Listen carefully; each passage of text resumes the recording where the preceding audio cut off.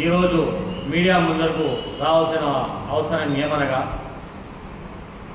నిన్న ఏదైతే రాష్ట్ర వ్యాప్త నిరసన కార్యక్రమం జరిపిన విశ్వ హిందూ పరిషత్ మరియు బజరంగ దళ్ సంస్థల నుండి పెనుగొండలో జరిగిన ర్యాలీలో అక్కడ ప్రసంగించిన విశ్వ హిందూ పరిషత్ నాయకుడైన ఆ నాయకులకు హెచ్చరిస్తున్నాను. ఏదైతే రాయచోటిలో అన్నమయ్య జిల్లా రాయచోటిలో జరిగిన సంఘటన గురించి తెలియకుండా ఏదైతే ప్రసంగించారో, అనుచిత వ్యాఖ్యలు ప్రసంగించారో, దీన్ని సోషల్ డెమోక్రటిక్ పార్టీ తరఫు నుంచి నేను ఖండిస్తున్నాను.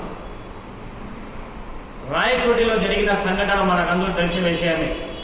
మొన్న అయ్యప్ప స్వామి గారి ర్యాలీలో ఒక సంఘటన జరిగింది. ఇప్పుడు రీసెంట్గా ఇంకో ర్యాలీ జరిగిన అందులో ఒక సంఘటన జరిగింది.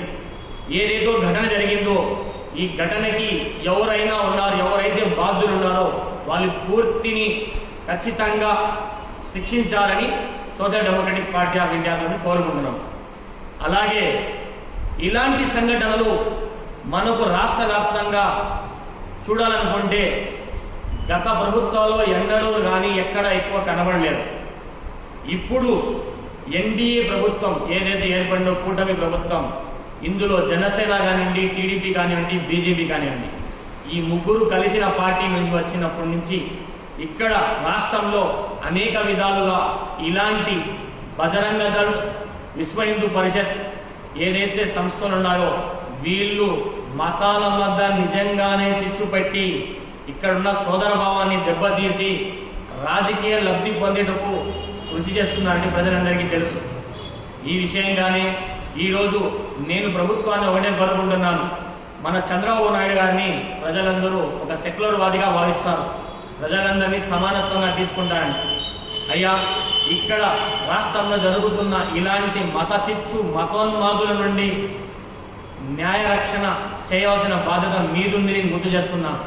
అలాగే ఎవరైతే పెనుగొండలో నిన్న ప్రసంగించారో అనుచిత వ్యాఖ్యలు, ఎస్డిపిఐ పార్టీ అని, అసలు ఆయన ఎస్డిపిఐ పార్టీ గురించి తెలియని వ్యక్తి.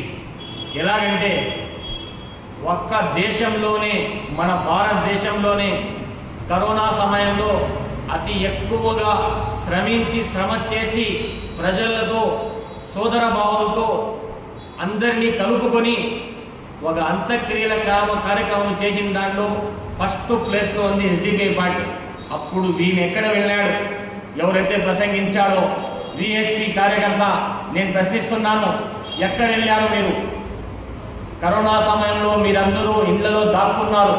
ఒక ఎస్డిపిఐ కార్యకర్తనే ప్రతి ఒక్కరితో సోదర భావంతో, కులాలకు మతాలకు అతీతంగా శ్రమించి ప్రజలను దగ్గర తీసుకొని ప్రజల సేవ చేయడానికి ముందరకు వచ్చిన ఒకే ఒక పార్టీ ఎస్డిపిఐ పార్టీ. అలాంటి వారిని మీరు ఇలా ప్రశ్నిస్తే ఖబర్దార్, రానున్న రోజుల్లో మీరు దీనికి ఎదుర్కోవాల్సి వస్తుంది. ఈరోజు నేను దీన్ని ఖచ్చితంగా ఖండిస్తూ, మీరేదో మాట్లాడిన మాటల్ని హెచ్చరిస్తూ ప్రజలను గుర్తు చేస్తున్నాము. జాగ్రత్తగా ఉండండి. ఇలాంటి మతోన్మాదుల వద్ద మీరు చేరకండి. మనం సోదర భావంతో ఉన్నాం. ఈ సోదర భావాన్ని చెడగొట్టడానికి ఏదైతే కాషాయ రూపంలో సంస్థలు వచ్చినారో వీళ్ళతో మీరు ఖచ్చితంగా జాగ్రత్తగా ఉండాలి. లేకపోతే దేశ ఔన్నత్యాన్ని వీళ్ళు పోగొడతారు. అలాగే మరీ కోరుకుంటాను రాష్ట్ర ప్రభుత్వాన్ని